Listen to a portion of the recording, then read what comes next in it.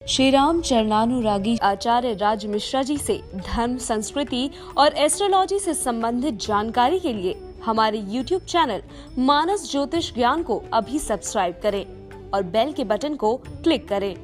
जय श्री राम। बहुत स्वागत है आपका आपके अपने खास कार्यक्रम मानस ज्योतिष ज्ञान में। मैं हूं आप सभी के साथ आचार्य राज मिश्रा।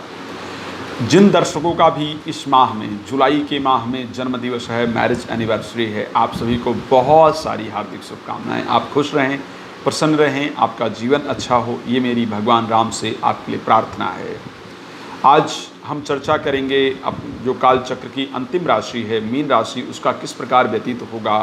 ये जो जुलाई का माह है इस बारे में आज चर्चा होगी। उससे पहले आप सबको कहना चाहूँगा, प्लीज़ चैनल को ज़रूर सब्सक्राइब करें, वीडियो को लाइक और शेयर करें, कमेंट में जय श्री राम जरूर लिखें। जब आप जय श्री राम लिखते हैं तो आपकी हाजिरी पहुंचती है भगवान राम तक, और मैं चाहता हूं कि हम सभी की हाजिरी भगवान राम तक प्रतिदिन पहुंचे। तो जय श्री राम का नारा जरूर लगाना है। चलिए आगे चलें, चर्चा करें मीन राशि के लिए कैसा व्यतीत होगा ये जुलाई का महीना। चर्चा करने से पहले किन दर्शकों की मीन राशि होती है ये जानना बहुत ज़रूरी है। मीन राशि के स्वामी हैं देवगुरु बृहस्पति। जल तत्व राशि मानी जाती है मीन राशि। उत्तर दिशा पर इसका विशेष प्रभाव है।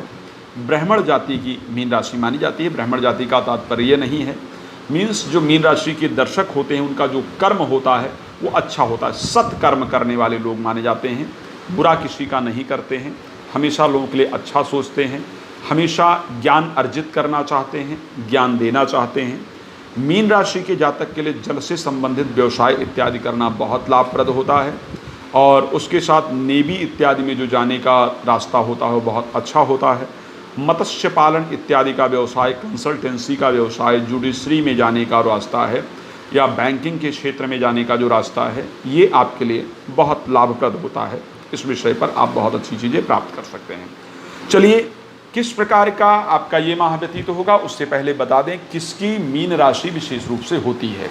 तो मीन राशि के जो दर्शक हैं जिनका नाम दा पर के ई का मात्रा, दा पर ई का मात्रा दी इस अक्षर से आता है, दा पे ऊ का मात्रा दू जिनका आता है, और झा था अक्षर टी एच जिसको कहते हैं था अक्षर से जिसका नाम आता है, जे एच झा अक्षर से जिसका नाम आता है, या जिसका नाम या अक्षर से आता है, या दा पे ए का मात्रा दे, दा पे ओ का मात्रा दो, चा पे आ का मात्रा चा, और चा पे छोटी ई का मात्रा जी।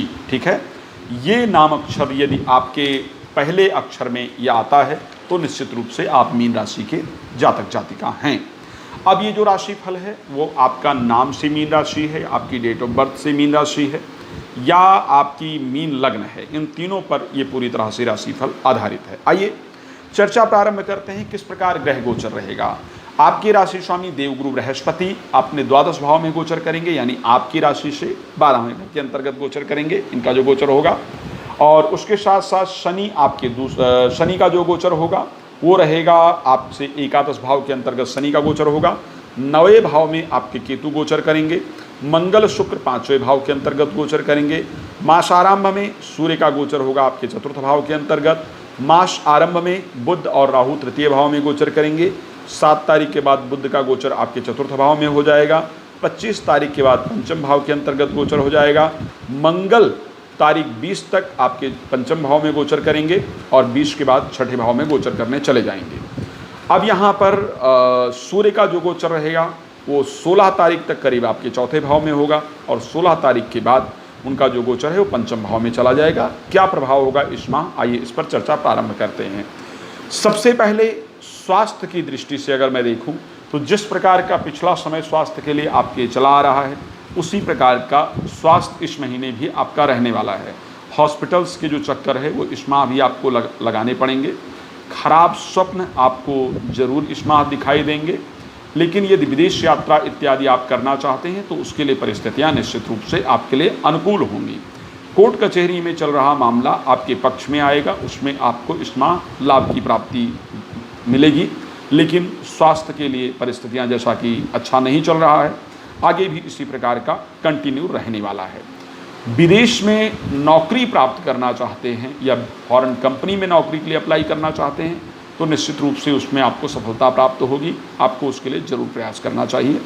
अब अगर हम आगे आए, जैसा कि सप्तमेश और चतुर्थेश बुध तृतीय भाव के अंतर्गत गोचर कर रहे हैं, तो इस माह जीवन साथी से रिश्ते सुधारने में आपका बहुत ज़्यादा समय व्यतीत होगा, उसकी आप बहुत कोशिश करेंगे।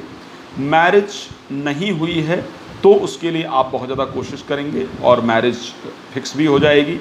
इस माह किसी अलग प्रदेश में लड़का या लड़की देखने आप जरूर जाएंगे। जिन जातकों की शादी नहीं हुई है वो अलग प्रदेश में लड़का या लड़की, मतलब दूर का ट्रैवल जो है वो लड़का या लड़की देखने के लिए ज़रूर करने वाले हैं। ये संयोग इस माह आपके लिए दिख रहा है। अच्छा, भूमि 16 तारीख तक मकान से संबंधित यदि कोई कार्य है या वाहन लेने का विचार है तो इस पर विशेष सावधानी रखने की आवश्यकता है। चतुर्थ भाव में छठे भाव के स्वामी सूर्य गोचर करेंगे।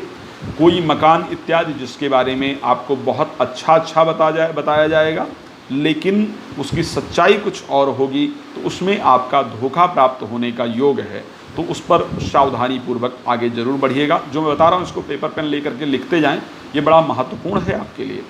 अगर ट्रांसफ़र के लिए आप अपनी कोशिश कर रहे हैं कि मेरा कहीं ट्रांसफ़र हो जाए, तो ट्रांसफ़र इस माह जरूर हो सकता है, उसका संयोग पूरी तरह से बन रहा है। जो दर्शक नौकरी परिवर्तित करने के लिए कोशिश कर रहे हैं, नौकरी में परिवर्तन का संयोग जरूर है। इस माह संतान की तरफ से कुछ ऐसे कार्य होंगे जिसको लेकर के मन बड़ा व्यथित रहेगा, मन बड़ा पीड़ित रहेगा। तारीख 20 तक तो संतान से बहुत ज़्यादा मुझे लगता है उलझने की आवश्यकता नहीं है, सावधानी रखने की आवश्यकता है। संतान को लेकर के इस माह आप परेशान रहने वाले ज़रूर हैं। जो लोग संतान की और उसके साथ दोस्तों से लड़ाई झगड़ा का जो संयोग है, मित्रों से लड़ाई झगड़ा का संयोग जरूर इस माह दिख रहा है। लेकिन तारीख 20 के बाद प्रेम संबंध में चल रही दूरियां खत्म होती हुई दिख रही हैं, यानी प्रेम संबंध में जो रुकावटें या दूरियां चल रही थी वो खत्म होती हुई दिख रही हैं। और 25 के बाद कुछ पुराने दोस्तों से मुलाकात का भी पूरा संयोग जरूर दिख रहा है। जिन नव दंपत्ति के घर में संतान नहीं है वो इस माह कोशिश ना करें। 20 तारीख तक यदि IVF इत्यादि का सहारा लेते हैं तो 20 तक आपको कोशिश करने की आवश्यकता नहीं है। जो महिलाएं प्रेग्नेंट हैं, लाल कपड़े नहीं धारण करेंगी, उससे आपको नुकसान होने का ज़्यादा संयोग है। गर्भ नष्ट होने तक का संयोग कहीं ना कहीं आपके लिए नज़र आ रहा है। ज़्यादा विलंब ना करते हुए अब मैं एक और स्पष्ट चीज़ करना चाहूँगा कि इस माह आपके लिए शुभ रंग कौन सा होगा। ब्लैक वैसे तो बहुत बेहतर नहीं मानते हैं लोग धर्म के आधार पर देखा जाए, लेकिन ब्लैक कलर आपके लिए बहुत फ़ायदेमंद होगा। आपके लिए 1 का अंक फ़ायदेमंद होगा और शुभ दिवस बुधवार का होगा जो इस माह आपके लिए फ़ायदेमंद होगा। किसी इंपॉर्टेंट मीटिंग पर जा रहे हैं, किसी कार्य पर जा रहे हैं, मोर के पंख की जो आँख का पार्ट है उसको अपने पॉकेट में रख करके जाइए, आपका कार्य जरूर पूर्ण होगा। किसी भी प्रकार की अन्य जानकारी के लिए, अपने विषय में विस्तार से बात करने के लिए आपको जो नंबर दिए जा रहे हैं आप इस पर कॉल कर सकते हैं, जानकारी प्राप्त कर सकते हैं। मुझसे बात करना चाहते हैं, कॉल अपॉइंटमेंट लेकर बात कर सकते हैं। आज कार्यक्रम को यहाँ पर विराम दूंगा, फिर एक नए कार्यक्रम के साथ आपके सामने हाजिर होऊंगा, आपको जानकारी दूंगा। तब तक के लिए जय श्री राम, बहुत धन्यवाद।